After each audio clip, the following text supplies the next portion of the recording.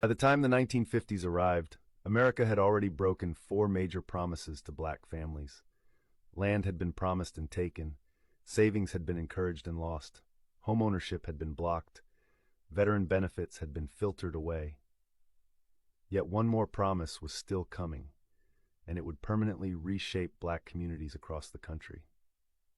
In 1956, the federal government launched the Interstate Highway System, the largest public works project in American history. It was sold as progress, speed, and national unity, a promise that modern infrastructure would lift every city it touched. But when planners began deciding where those highways would go, the routes followed a familiar pattern. They cut straight through black neighborhoods. Urban planners labeled these areas blighted, undesirable, or obsolete, language that made displacement sound necessary instead of deliberate. Communities that had survived segregation, redlining, and disinvestment were suddenly targeted for demolition, not because they were failing, but because they were politically powerless.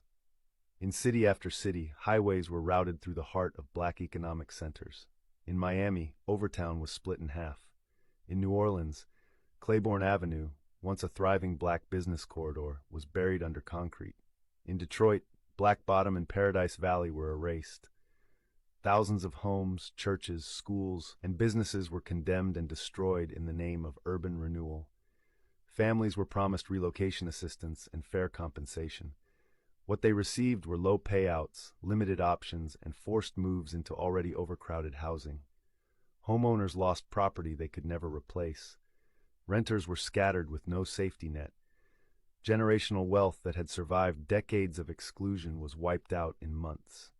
Meanwhile, highways made it easier for white families to flee cities altogether.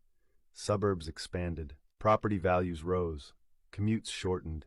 The same infrastructure that destroyed black neighborhoods helped fuel white wealth and mobility, while black families were left with pollution, noise, and economic isolation.